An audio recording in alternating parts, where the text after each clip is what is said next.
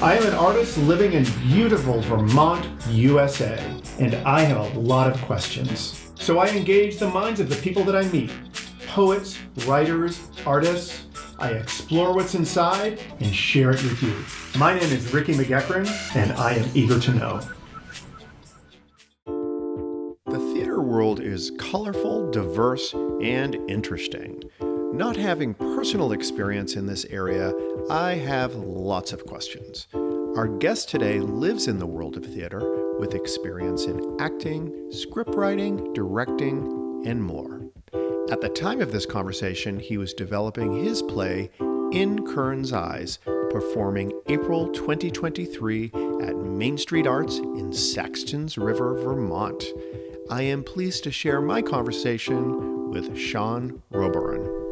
I'm here with Sean Rohberon, who is a overall theater guy, actor, director, writer. You kind of do everything in theater. Yep, singer, everything. Oh, singer! I didn't know that. Just not much of a dancer. That's about it. Okay. Not a triple threat. What about costumes? Are you involved in? Is that something you do there? Concept, but not the practical. Okay. Yeah, I don't sew very well. All right. Well, I want to talk to you about your experience in theater, and then ultimately I want to talk about why theater would be important to anyone that's listening to this podcast. So let's start with you telling me how you got into theater. I know that we've talked about this, and you mentioned that you got kind of activated around theater in high school, and I know that you were in sports, and so tell me about how that all happened.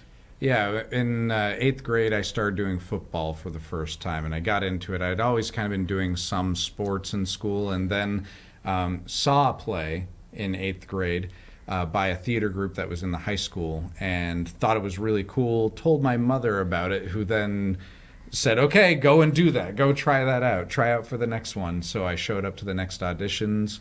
They were doing The Crucible, tried out, got the part of John Proctor, and thought that was wonderful, started doing it, and then ended up leaving sports because, coach screaming in my face about the fact that I was cutting my time between theater and sports, and I was just like, this is not worth it. And so I just left and just kept doing theater. When you were in 8th grade and you saw, what was the performance that they were doing that you saw that got you interested? Do you remember? No. Okay. Do you remember what it was? Like, what was it that you felt that was interesting? I assume you were experiencing something that you had never experienced before. Right. What was that? I think the experience was seeing the accessibility of it, for one thing. I guess I always thought of theater outside of school, somewhere else, having to go and do that. But the fact that it was happening right there during the school assembly thing for this play really made me think, like, well, this is something that I could just, after school, stay for and take part in. And it looked like something that a lot of people were enjoying together. Yep. Like the actors and everybody on stage seemed to be part of this community. And I just thought, well, I would really like a community. And so when I auditioned and got the part, and then that's where I found some really great friends. So it was a sense of community. Oh, yeah. This reminds me, when so the town that I grew up in, we had a middle school that was like 5 through 8, and then we had the high school that was 9 through 12. And our high school would put on at least one theater production a year. And when I was in middle school, we would do a field trip to the high school to see the dress rehearsal. And it was very exciting, and I would always look forward to it every year. And I couldn't wait to get to high school because I wanted to be part of theater. But that never happened for some reason. I'm not really sure why I didn't become part of theater. But I kind of can relate to that. It was and it was the sense of community that I could tell. I had seen older teenagers, older kids, in my neighborhood or what have you, but the dynamic that I was witnessing was very appealing and very interesting. So I can completely relate to that. Now, I know that let's talk about you as being an actor. Tell me about that experience. And why that aspect of it? What about it you like? Oh, that's all the emotional experience that you get to have when you're on stage. I'm not a method actor in the sense where you try to, if I'm supposed to be an astronaut, I'm going to go live in a metal can for some number of months in order to get into the headspace of being an astronaut. But it's all about the imagination for me. But when I'm on stage, when I'm doing a play, I try to think of the what if and experience what the character is experiencing, and think about the past as well. Like, try to, because everybody, when we react to things, it's all based upon past experiences. And so when I'm being a character, I'm always reacting to you, but it's based on something that's in my head, but it's my character's thoughts of like how I feel about you based on something from the past. So that's where I usually try to put my headspace, and I love the emotional experience with the other actors and being able to do things and feel things and go through things that normally you don't in real life.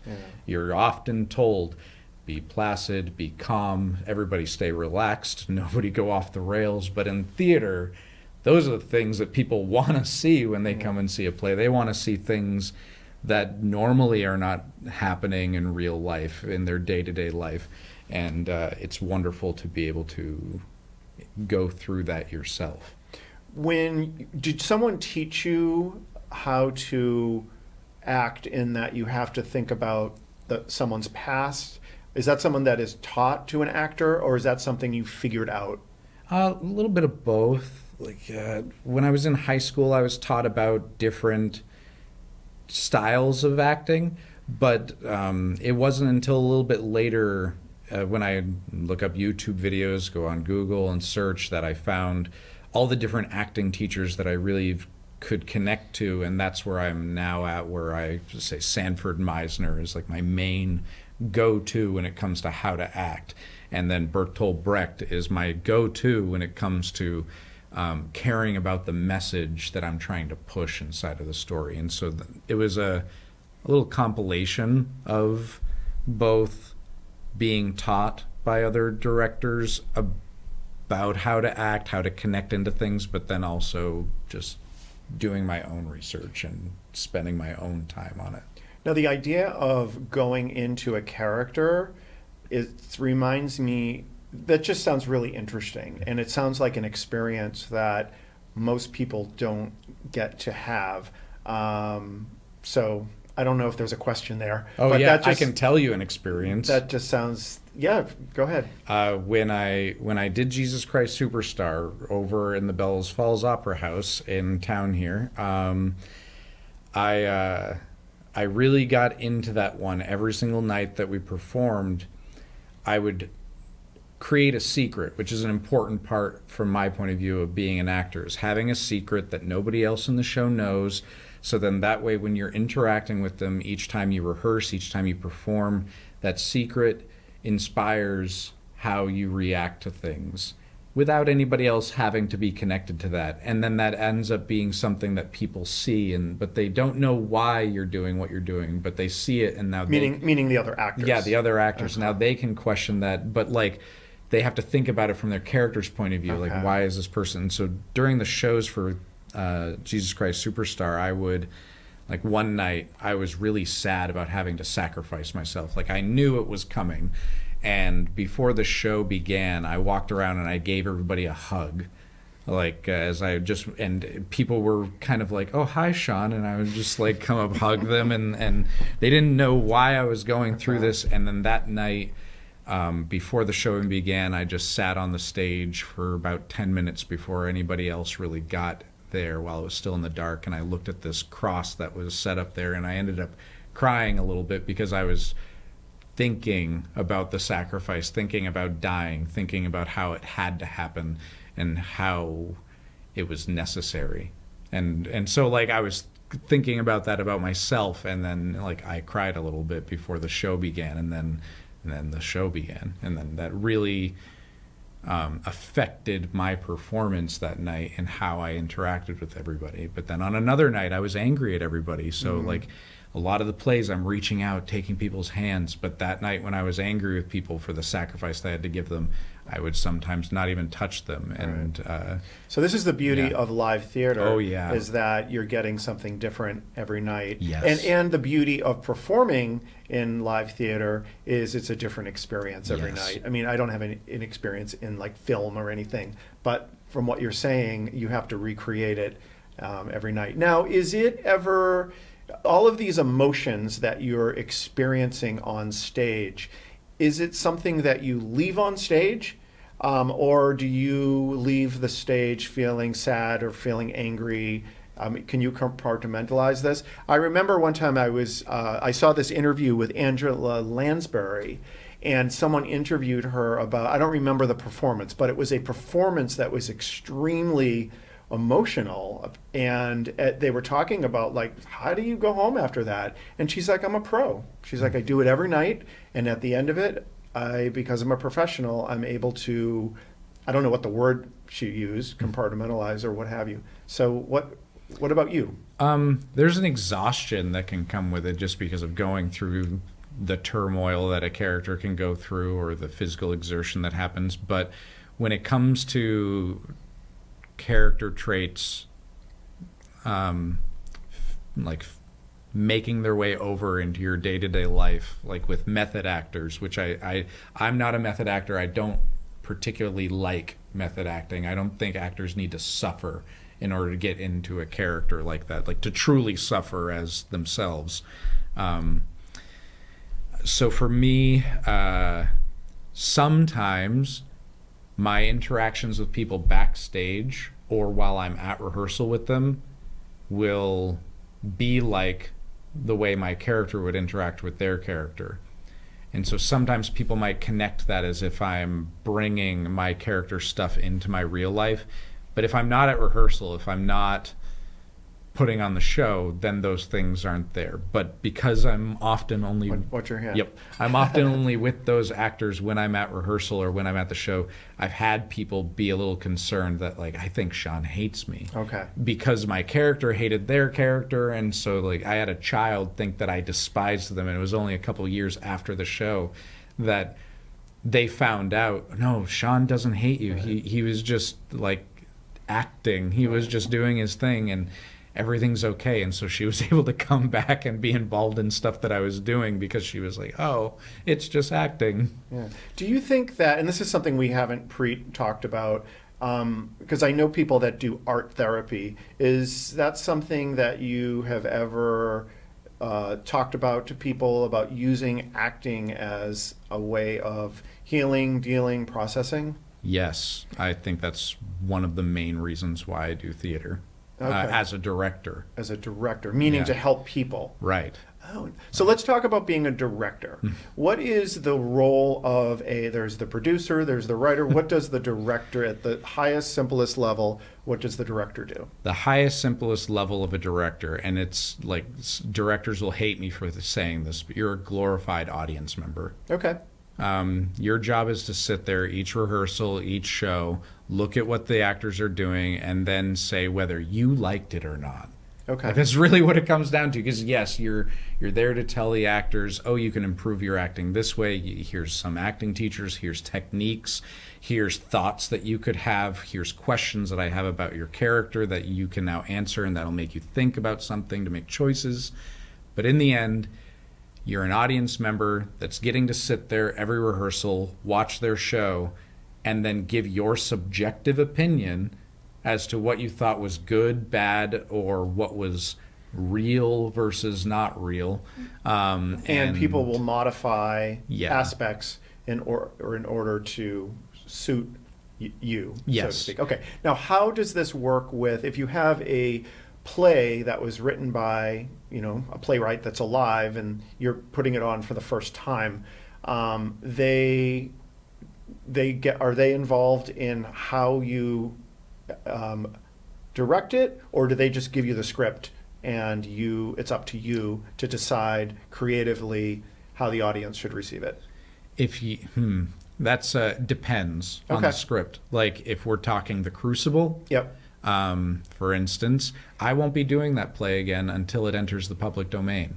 And the reason why is because I've done it a couple times already, and from now on, the show is the exact same way every time because of the requirements that the Arthur Miller family, which it owns the rights to the Crucible, require you to perform it. Oh, so it's not just the script. It's actually other. Oh, okay. Interesting. I didn't know that. Yeah, they won't allow you to switch the time period because even though the Crucible was written based on his experience in the 1950s during the Red Scare, you can't set it during the Red Scare. Nope, it's to be set during colonial America. Okay.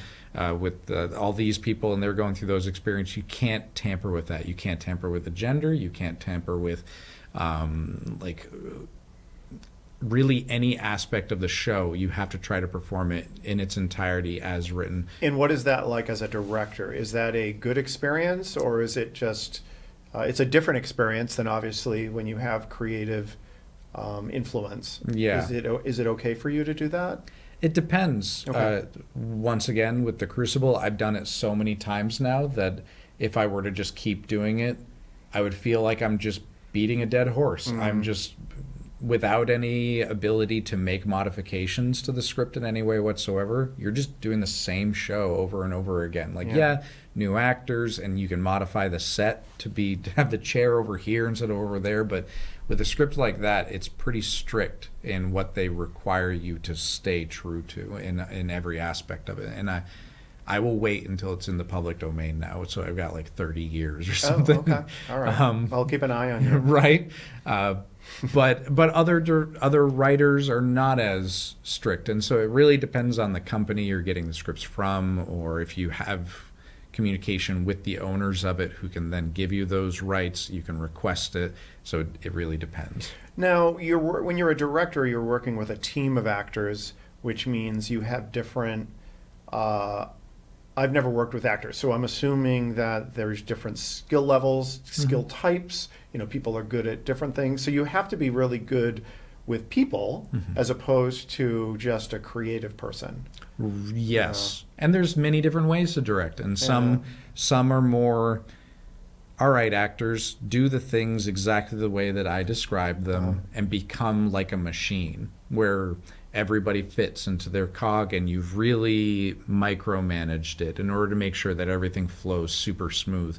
Or there's directors that are very laissez-faire about it and want to make sure that the experience is easygoing or comfortable for the people involved, and so you work with them on growing individually as you're trying to piece together each individual's parts as you see them come to life. Okay. And so it just depends on the director. Makes sense. Sounds like similar to many other types of projects that you would be managing.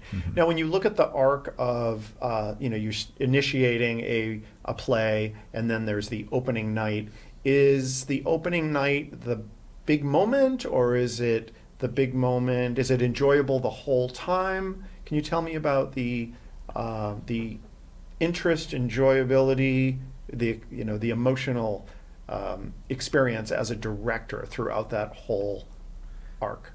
Yeah, the experience for me as a director, the entire experience really matters to me. I've joked around with people before, people who know me know that I really like to watch others and see their reactions to things. I really enjoy seeing how people feel and react to things. And one of my favorite moments in a play is actually during the cast party when the show's over. It's all done. The stress is, it's gone. And the actors are just sitting around eating food, hanging out together. I like to just find a corner to perch myself in and just bask in them. Isn't that interesting? That's one of the shining moments for me, because it's just, you get to see them in that moment of community, because they're no longer, you're not concerned about any of the actors being egotistical with one another. Nobody's trying to be superior to anybody else in the troupe because the show's over. There's nothing to compete in anymore. Auditions are done. The roles are set, all that type of stuff. And so people are just happy that they succeeded in what they created. together. And that togetherness is my favorite part of the show. That sounds like a wonderful experience. Yeah. When you are, I know that you are currently working on a show that you wrote. Have you done that before, or is this the first? You've done that before. Yeah, So tell twice. me about the experience of seeing something that was just created in your brain being performed. What is that like? Yeah, it's crazy because even the play was written based on a song that I heard. And so it was a song that I heard from the movie The Fountain, which then inspired the ending scene, which then made me write in reverse the play. Like I kept thinking what happened that led to the currently in my brain scene. And when I finally got to perform it with a group of children, like a group of middle school and high school kids, we performed it, and it was really nice to see that experience happen. And then I rewrote it again with some more characters involved, a little bit more depth to it, and then performed that in 2016 at the Claremont Opera House, and that was great. Each time that it's happened, it feels like, well, this is one step closer to what I had in mind. And then during the pandemic, I wrote it in a book format, like just wrote it all out, and then rewrote the play based on the book. So it's the most in-depth it's been. It's very, I feel like it's done. Like that the play is not going to need to be rewritten anymore. There'll be edits to formatting and things like that, but the actual story itself is where I want it to be. And I am thrilled to be able to finally make this happen with the cast that we have. As a creative person, that sounds like a wonderful, I mean, I'm a painter, so it's just me. And when I have something in my head and I'm able to get it on a canvas, obviously that is thrilling, and having people connect with it. But something where it is a performance on stage with music and costumes, that sounds like that must be a very creatively fulfilling experience. Let's talk about how we think that theater can help anyone. One of the things that you mentioned was, acting is something, we talked about art therapy, something like that. Community theater is, I assume, in most communities, so people potentially would have access to it. What other ways would people being part of community theater or theater be helpful? Other than, not just acting, there's other things you Right. can do. When it comes to being helpful for an individual, if you're trying to figure out who you are, theater is a wonderful way for you to experience other people's lives in order to then learn from them yourself and say, oh, I care about this now, or I do feel a little bit like this, or wait, I hated that. And so you get to learn about yourself through the experiences that these characters But do you think anyone can do that, or do you think you have to be a certain type of person? I think anybody can, because even if you're not like me, where you try to think from your character's point of view, even if you're just doing it on more of a surface level of creating a mask that you then perform with, which is totally valid, you still have to think about this information. If you don't even think about it emotionally, you have to think about what these characters go through that lead to where they are now. And so even if you're thinking about it completely just logically, there's information that you have to consider, and those can still be lessons for you. Yeah. This sounds like, well, it's making me want to try acting. I haven't acted since in my fourth grade play when I was Scrooge at A Christmas Carol. But this makes me want to try acting. And it also, in the world where people are so looking at their phones and social media, we have all this stuff, this sounds like a great opportunity for people to get out of that and get into something real, even though it's not real. But you know what I mean? It sounds like a wonderful opportunity for anyone. Even techies. Yeah. People who are too shy to get on stage, understand if you tell a director that you know how to hit a nail with a hammer, you know how to use a screw gun, you know how to sew, you know how to work with computers or projectors, any of those types of things, you know how to work with makeup, they will latch onto you, Yeah. and you are now like a unicorn to them, like a magical creature, Right. because techies are the bread and butter of a show. Actors, they're everywhere. There's always someone who wants to be a star. But techies are those people that you cherish because they're coming out there with no hope to have a spotlight on them, Okay. because they're the one manning the spotlight. Okay. They're the only reason why those actors get to have their glory of a moment.